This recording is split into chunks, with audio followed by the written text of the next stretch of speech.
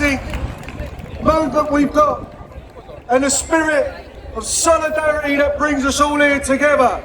And I just want to tell you what my lesson of solidarity was for me in my family. My father, he passed away this April this year. He was a deep sea sailor, he was a member of my trade union, and before that, where he grew up in Ireland, his people were miners in the Deer Park area in Coma, in Kilkenny. And they formed their own union, the Irish Mine and Quarry Workers Union, to fight for their people and to get a decent stake for their members. And they went out on strike for 11 months.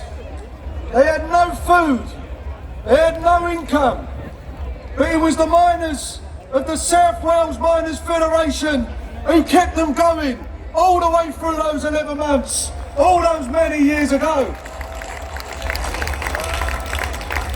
And even after they shut the mines, where my father's people were from, many years later, in the Great Strike of 84 and 85, even though they were poor, they raised £10,000 in solidarity to give to the miners, to pay back the solidarity for the ghosts who went before them, because they never forgot the miners of South Wales and what they did to look after our people. Now, my father wasn't an emotional man.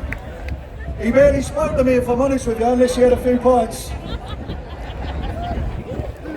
But when he found out I was elected to represent the members of my region, the South Wales and South West of England, he had a tear in his eye.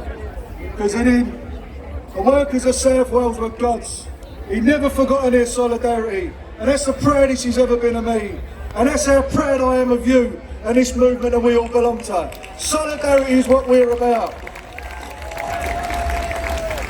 But we've got to be honest. Things out there are different now.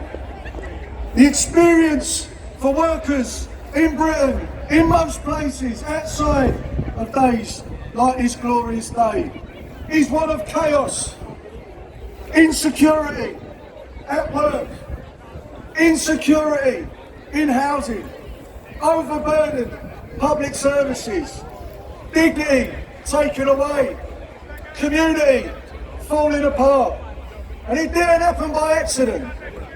It's happened because over the entire course of my life, there have been political decisions taken to break our movement, to take away our power, and to break our communities. We've had the market running our country and countries across the Western economies for 40 years. We've been left in Britain with our manufacturing offshore, our public services outsourced, the industrial foundations of our movement sold off, broken and destroyed. Working class communities in deindustrialised areas of Britain didn't just lose their jobs and their dignity, they lost their movement, which was built on the industrial base that was destroyed in the name of the market.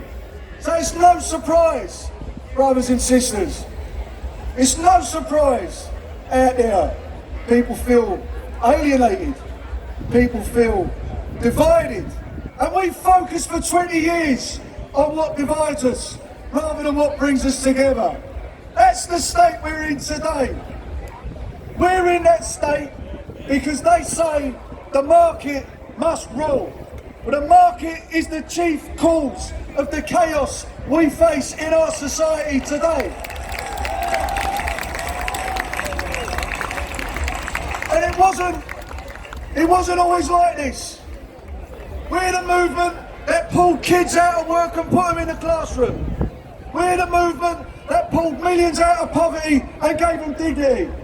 We're the movement that pulled people out of destitution in old age and gave them pensions and gave the infirm a health service.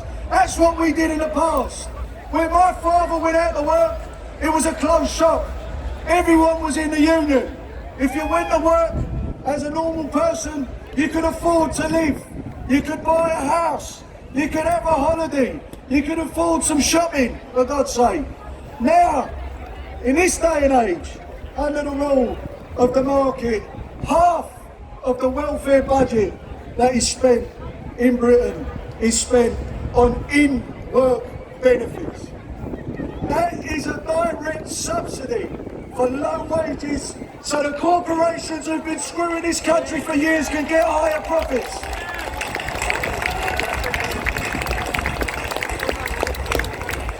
And they go on the news and they go on the telly. The commentators, the pundits, the politicians, how will the markets react? What about the bond markets, they say?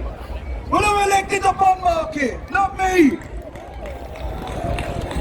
Who runs this country? Either us or the markets. I know what I want. I want a country run for the people in it, not the markets. So the answer